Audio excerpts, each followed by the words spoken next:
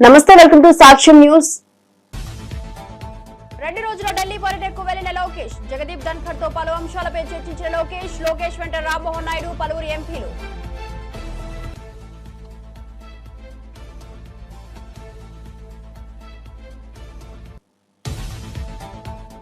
కాంగ్రెస్ ప్రభుత్వంపై మరోసారి కేటీఆర్ విమర్శలు. పదవుల మీద ఉన్న ధ్యాస తెలంగాణ ప్రజలపై లేదంటూ ధ్వజం. ఎన్నికల కోసం అడ్డగోలు హామీలు ఇచ్చి ప్రజలను మోసం చేశారన్న మాజీ మంత్రి.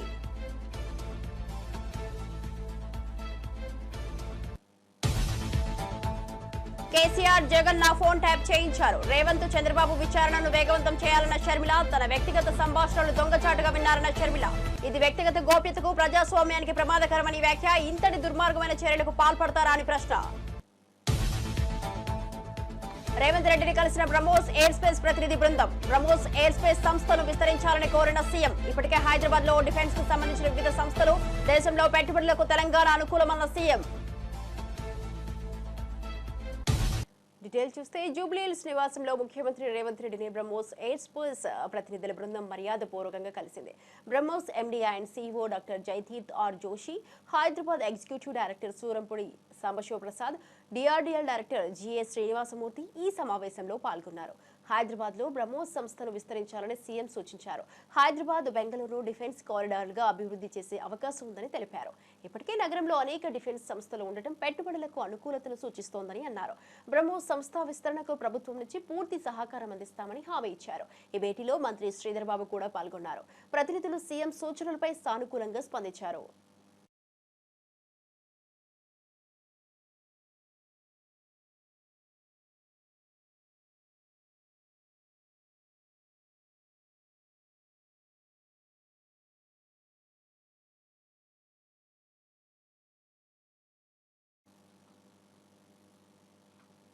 రాజన్న సిరిసిల్ల జిల్లా అంకుశాపూర్కు చెందిన బీఆర్ఎస్ సీనియర్ నేత కర్కబోయిన కుంటయ్య ఆత్మహత్యపై బీఆర్ఎస్ వర్కింగ్ ప్రెసిడెంట్ కేటీఆర్ తీవ్రంగా స్పందించారు.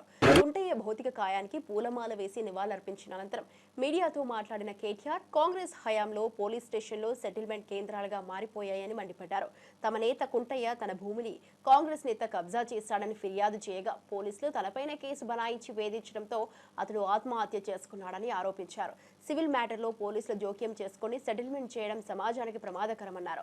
కుంటయ్య చావుకు బాధ్యులైన అధికారులపై చర్యలు తీసే వరకు న్యాయ పోరాటం కొనసాగిస్తామని హెచ్చరించారు. తాము 10 ఏళ్లు అధికారంలో ఉన్న ఇంత చిల్లర రాజకీయాలు ఎప్పుడూ చేయలేదని కేటీఆర్ స్పష్టం చేశారు. నా కోసం హైదరాబాద్ దాకా వచ్చి సాయంత్రం దాకా అక్కడనే ఉండి నాకు ధైర్యం చెప్పి, అన్నా నీకేం కాదని చెప్పి, మరి రాత్రి ఇక్కడికి వాపసు వచ్చి ఏమైందో తెలియదు, రాత్రికి రాత్రే ఆత్మహత్య చేసుకున్నాడని తెలిస్తే ఒక్క నిమిషం మనసు కకావికలమైంది. వారి కుటుంబాన్ని ఈరోజు కలిసిన తర్వాత నిజంగా కూడా బయట రాజకీయ నాయకులు అంటే ఏదేదో ఊహించుకుంటారు, కానీ బయటికి ఎంత గంభీరంగా కనబడ్డా లోపల దుఃఖాన్ని దాచుకొని లోపల కష్టాన్ని కూడా అదిం పెట్టుకొని ఒకవైపు ప్రజల కోసం పనిచేస్తూ మరొక వైపు తమ కుటుంబాన్ని కూడా కాపాడుకునే క్రమంలో ఒక ఒత్తిడికి లోనై మా సోదరుడు దురదృష్టవశాత్తు ఆత్మహత్య ప్రయత్నం చేయడం జరిగింది. తెలవంగానే నేను మా మండల పార్టీ అధ్యక్షులు గజబింకర్ రాజన్న గారికి, మా జిల్లా పార్టీ అధ్యక్షులు తోటాగయ్య గారికి ఫోన్ చేసి అర్జెంటుగా అత్యవసరంగా అవసరమైతే హైదరాబాద్ షిఫ్ట్ చేస్తారా, లేకపోతే ఎల్లారెడ్డిపేటలో ఉండే మన అశ్విని హాస్పిటల్ తీసుకుపోయి, ఎందుకంటే అక్కడ పాయిజన్ కేసులు ఎఫెక్టివ్గా ట్రీట్మెంట్ ఇస్తారని తెలుసు, మీరు వెంటనే తీసుకుపోండి అంటే వాళ్ళు కూడా పాపం శాయశక్తుల ప్రయత్నం చేసింది. దురదృష్టవశాత్తు కిడ్నీలు ఫెయిల్ కావడం, దురదృష్టవశాత్తు కుంటయ్య గారిని కాపాడుకోలేకపోవడం జరిగింది. కానీ ఆ కుటుంబానికి అన్ని రకాలుగా ఆ 2 పిల్లల చదువులు, వారి పెళ్లిళ్ళు, ఆ 2 పిల్లలు, వారితో పాటు వారికి ఉండే ఇతర సమస్యలు అన్నిటినీ కూడా నేను చూసుకుంటానని చెప్పి వారి కుటుంబానికి నేను మాట ఇచ్చిన.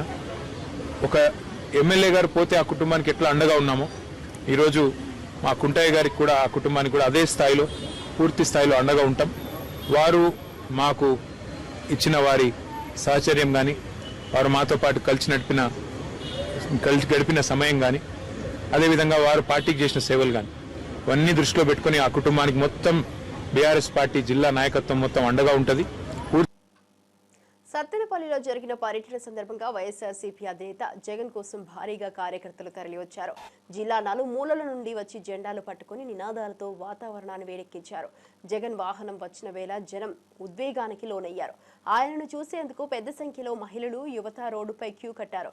జగన్ కోసం ప్రజల్లో పెరుగుతున్న ఆదరణ మరోసారి స్పష్టమైందని పార్టీ నేతలు పేర్కొన్నారు.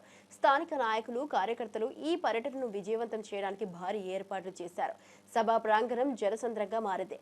ప్రజల సందడి, వాహనాల కిరాకితో సత్తెనపల్లి పట్టణం ఉత్సవ వాతావరణాన్ని తలపించింది. జగన్ ప్రతి పర్యటనలో ప్రజల తీరుతో పార్టీ నేతలు ఉత్సాహంగా ఉన్నారు.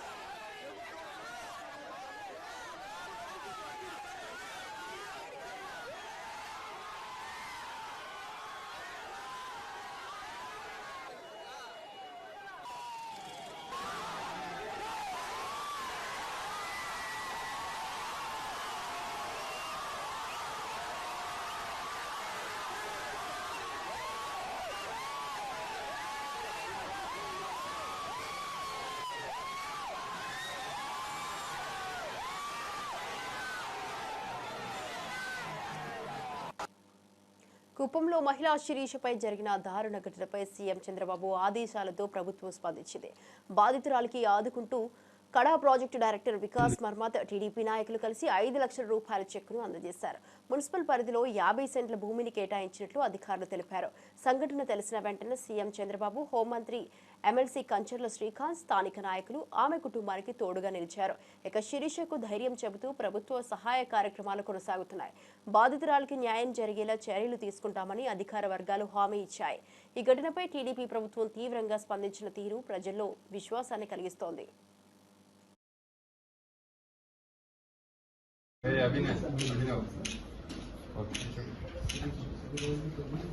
జరుగుతూనే ఉంటుంది.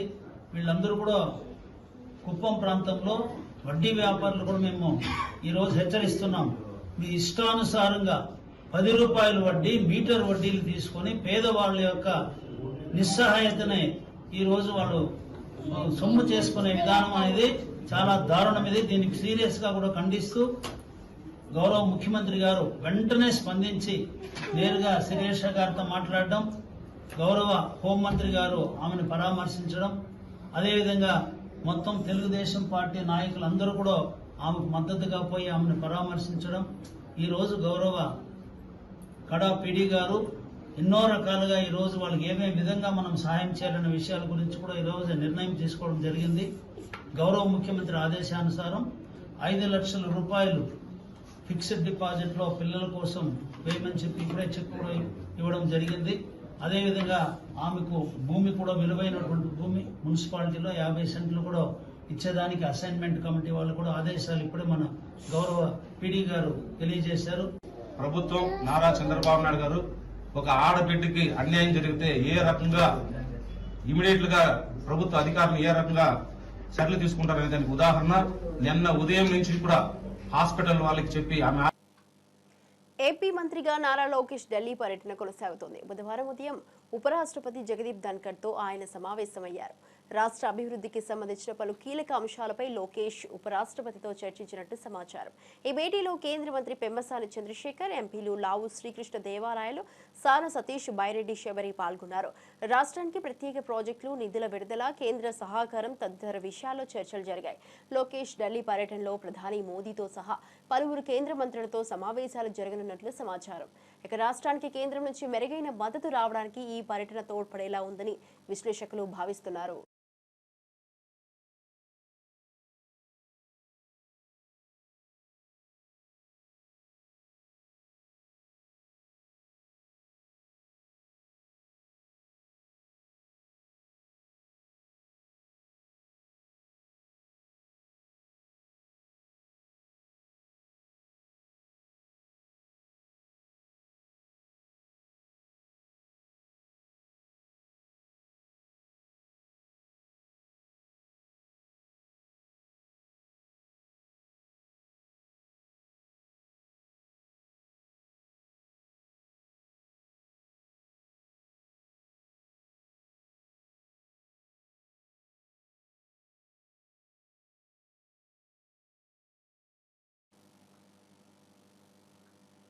యోగాంధ్ర 2025 కార్యక్రమంపై అవగాహన కల్పించేందుకు అనకాపల్లి జిల్లా ఎస్ రాయవరం మండలం రేవుల పోలవరం సముద్ర తీరం వద్ద ఏర్పాటు చేసిన సభలో హోంమంత్రి తానేటి అనిత పాల్గొన్నారు.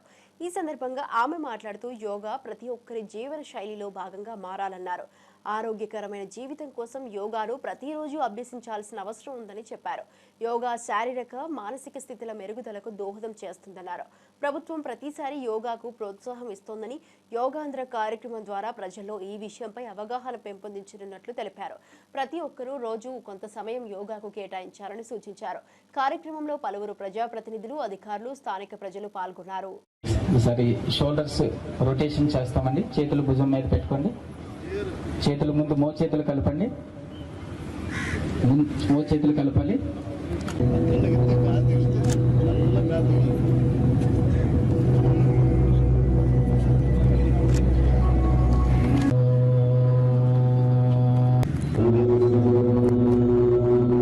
డిస్టెన్స్ పెట్టుకోండి. ఒక 6 అడుగులు చేతులు నడుము దగ్గరికి తీసుకొని రండి.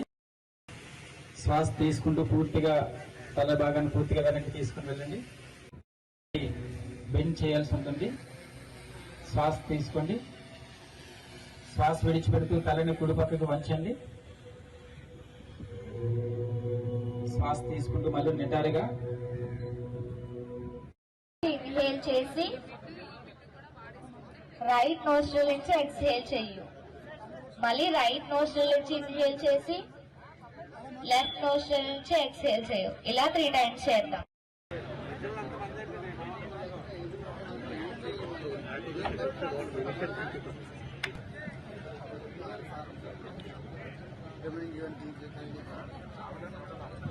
యోగా అంటే యోగా ఎక్కడ నేర్చుకున్నావు అక్క? నువ్వు ఎంత ఫీజు అవుతుంది?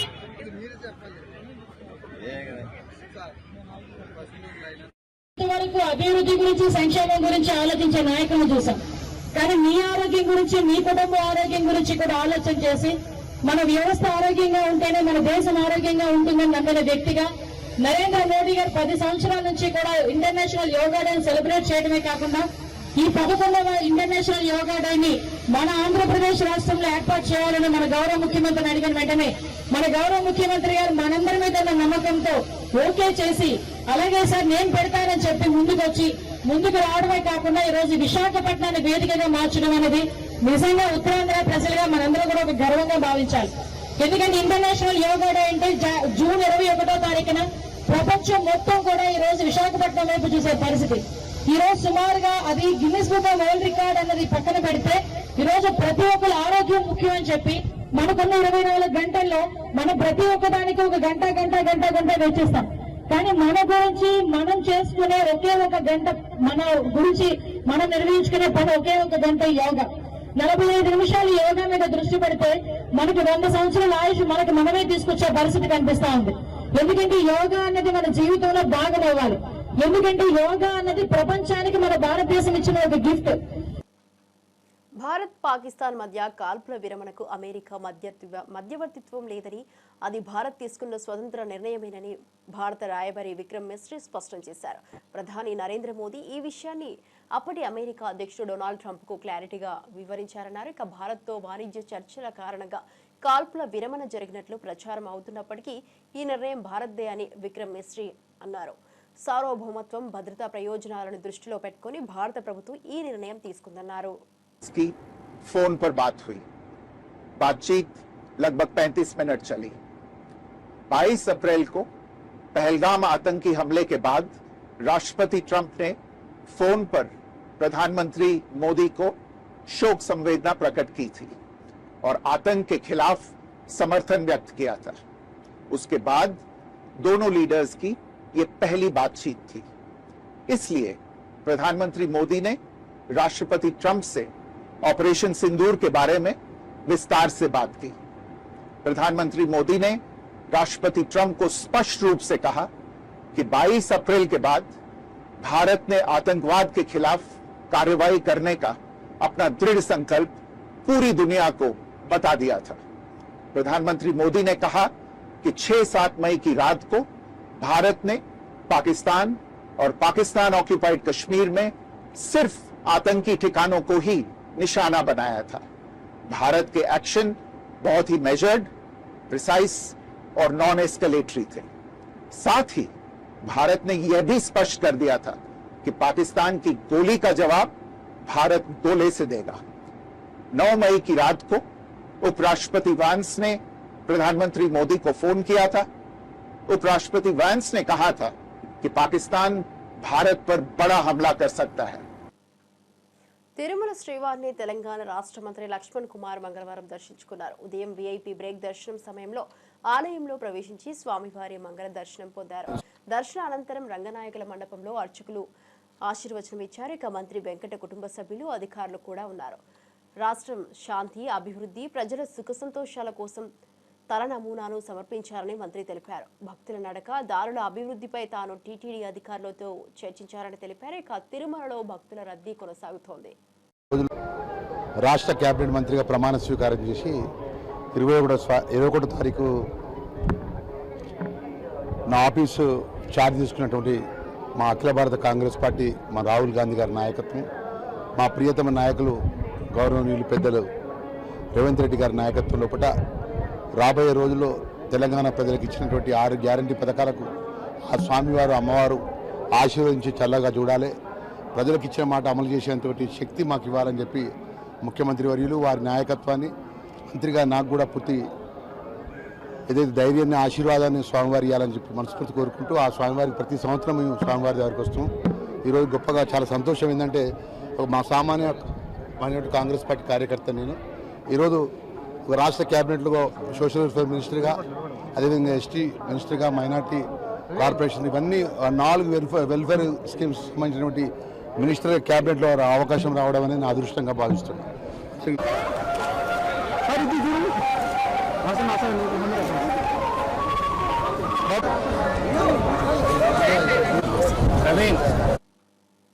వైఎస్ షర్మిల మరోసారి సంచలన వ్యాఖ్యలు చేశారు. ఫోన్ ట్యాపింగ్ వ్యవహారంలో అప్పటి తెలంగాణ సీఎం కేసీఆర్, అప్పటి ఏపీ సీఎం జగన్ కలిసి జాయింట్ ఆపరేషన్ చేపట్టారని ఆరోపించారు. ఇక మా ఫోన్లు ట్యాప్ అవుతున్నాయని వైవి సుబ్బారెడ్డి స్వయంగా మా ఇంటికి వచ్చి చెప్పారని వెల్లడించారు. తమను అణిచివేయాలనే నమ్మకంతోనే ఇలా చేశారని షర్మిల ఆరోపించారు. ఫోన్ ట్యాపింగ్కు బాధ్యులైన వారిపై సమగ్ర దర్యాప్తు జరగాలని, దోషులకు కఠినమైన శిక్ష పడాలని డిమాండ్ చేశారు. ప్రజల హక్కులను కాపాడాల్సిన నేతలే తప్పుదోవ పడటం దురదృష్టకరమన్నారు. ఫోన్ ట్యాపింగ్ వ్యవహారం ఇప్పుడు 2 రాష్ట్రాల్లో రాజకీయంగా వేడెక్కుతోంది. ఈ వ్యాఖ్యలతో రాజకీయం మరోమారు వేడెక్కే అవకాశాలు కనిపిస్తున్నాయి. మరి ఈ ఫోన్ ట్యాపింగ్ వ్యవహారం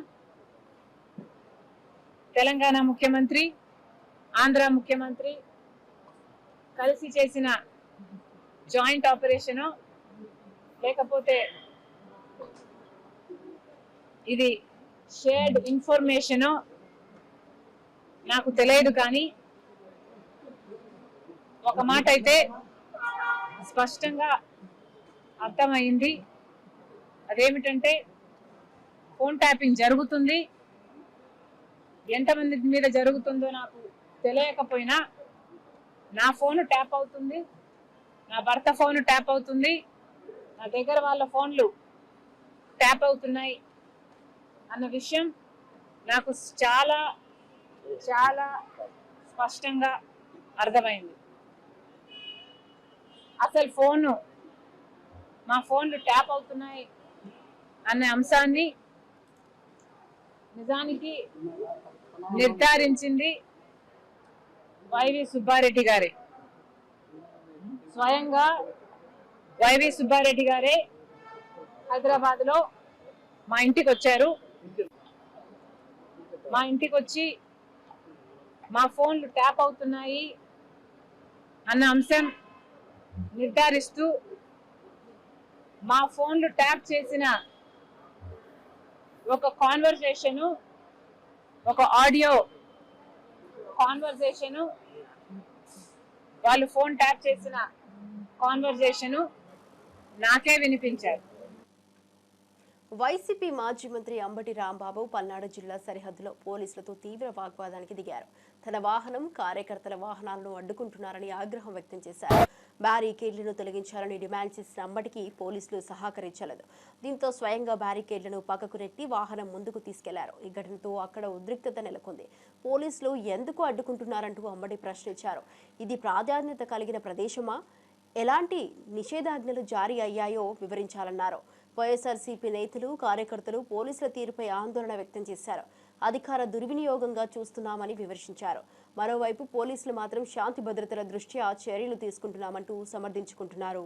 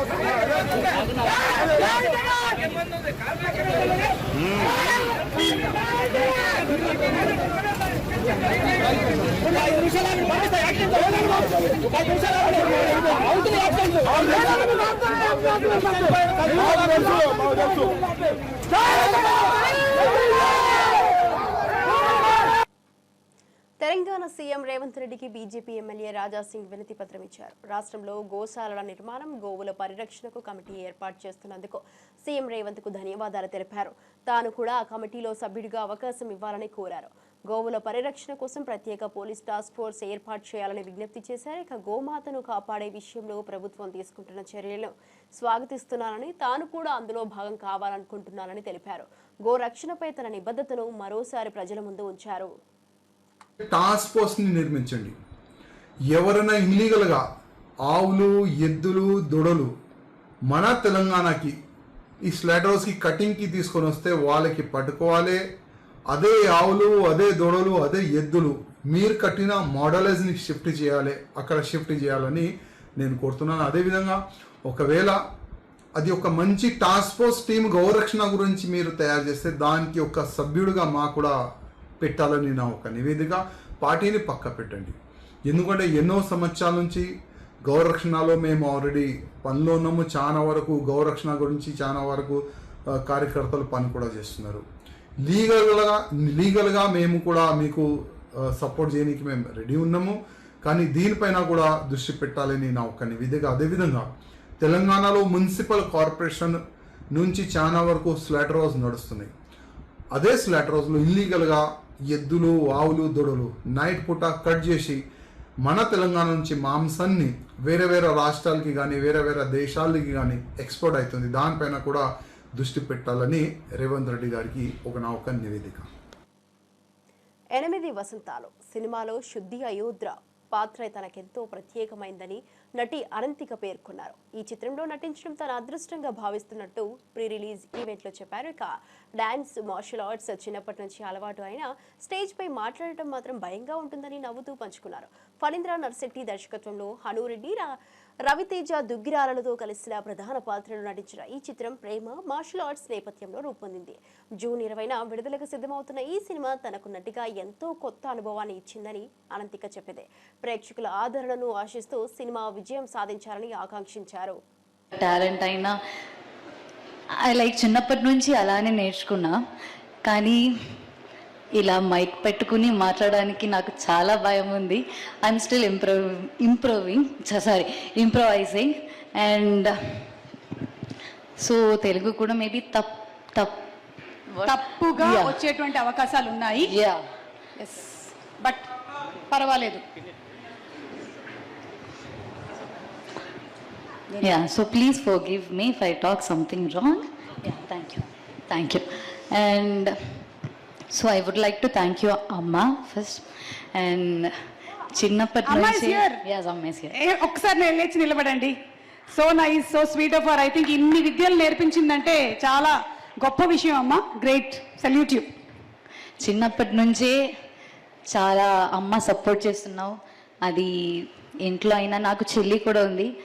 అమ్మ చిన్నప్పటి నుంచి మన ఇద్దరిని చాలా సపోర్ట్ చేసి ఇప్పుడు నాకు ఏదైనా కొత్తగా నాకు if I want to learn something new అంటే కూడా అమ్మ will be there on top, like నేర్చుకుంటాం, మనం వెళ్దాం.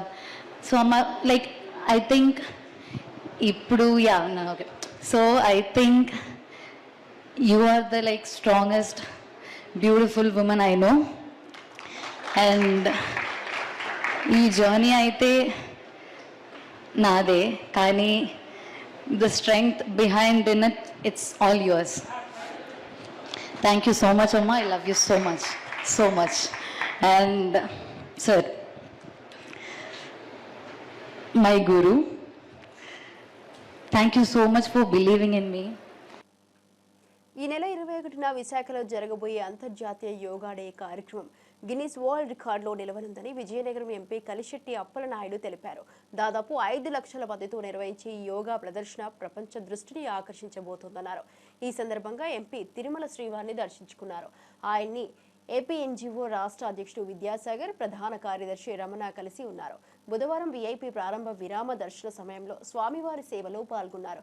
విశాఖలో జరగబోయే యోగా కార్యక్రమం విజయవంతం కావాలని, ఆరోగ్యవంతమైన సమాజ నిర్మాణానికి ఇది మైలురాయిగా నిలవాలని ఆకాంక్షించారు. టీచర్లు, విద్యార్థులు, ఉద్యోగులు, ప్రజాప్రతినిధులు ఈ కార్యక్రమంలో పాల్గొనాలని పిలుపునిచ్చారు. ఈ నెల 21న విశాఖ నగరంలో యోగా డే సందర్భంగా గౌరవ ప్రధానమంత్రి గారు ఇచ్చేస్తున్నారు. ఈ యోగా డే 5 లక్షల మందితో జరగబోతుంది, ప్రపంచ రికార్డు అవబోతుంది. సోమవారం ఆశీర్వాదం అడిగాం, ఖచ్చితంగా సోమవారం ఆశీర్వాదంతో ఆ కార్యక్రమం విజయవంతం అవుతుంది. గౌరవ ముఖ్యమంత్రి గారు సంకల్పంతో, సోమవారు ఆశీర్వాదంతో ఆ యోగా డే బ్రహ్మాండంగా అవ్వాలని, సోమవారం ఆశీర్వాదంతో ప్రతి ఒక్కరికి ఆరోగ్యం ఉండాలని మనస్ఫూర్తి కోరుకోవడం జరిగింది. అలాగే మా ఉద్యోగ వర్గాలు, ఎన్జిఓస్ ప్రతినిధులతో ఈరోజు దర్శనం చేసుకోవడం, సోమవారం ఆశీర్వాదం చేసుకోవడం చాలా ఆనందంగా ఉంది. Thank you. దాదాపు 12.5 లక్షల ఉద్యోగ ఉపాధ్యాయ పెన్షనర్ల ప్రతినిధిగా ప్రతిష్టాత్మకమైన ఏపీ ఎన్జిఓస్ అసోసియేషన్ రాష్ట్ర సంఘ అధ్యక్షుడిగా ఈ రాష్ట్రంలోని ప్రభుత్వోద్యోగులందరూ మాకు పదవీ బాధ్యతలు అప్పచెప్పారు. అలాగే నాతో పాటు రాష్ట్ర ప్రధాన కార్యదర్శిగా డివి రమణ గారిని చేశారు. మరి ఈ సందర్భంగా ఆ దేవదేవుని ఆశీర్వాదం పొందడానికి మన తిరుమలలో, పవిత్రమైన తిరుమలలో వచ్చి చేశాం. అలాగే రాష్ట్రం సుభిన్నంగా ఉంటేనే, రాష్ట్రం సుసంపన్నంగా ఉంటేనే అందరూ ఉంటే, అందుకని రాష్ట్రం సుసంపన్నంగా ఉండాలని రాష్ట్ర ప్రభుత్వం నుంచి ప్రజలకు ఏవైతే వెళ్ళాలో వాటన్నిటిని కూడా ఉద్యోగ వర్గాలు మరి ప్రజలందరికీ అందేటట్టు, ముఖ్యంగా పేద ప్రజలకు అందేటట్టు ముందుకు ఉండాలని, అలాగే ఉద్యోగ ఉపాధ్యాయ కార్మిక పెన్షనర్లకు సంబంధించిన అనేక సమస్యలు అన్నీ ఉన్నాయి, అన్నీ కూడా దేవదేవుని ఆశీర్వాదంతో రాబోయే 1-2 సంవత్సరాల కాలంలో అన్నీ తీరాలని, రాష్ట్రం సుభిక్షంగా, సుసంపన్నంగా, ప్రశాంతంగా, ప్రజలందరూ ఆరోగ్యంగా ఉండాలని ఆ దేవదేవుని ఆశీస్సులు తీసుకున్నాం. ఇది ఇప్పుడు అప్డేట్ చూస్తూనే ఉండండి సాక్ష్యం.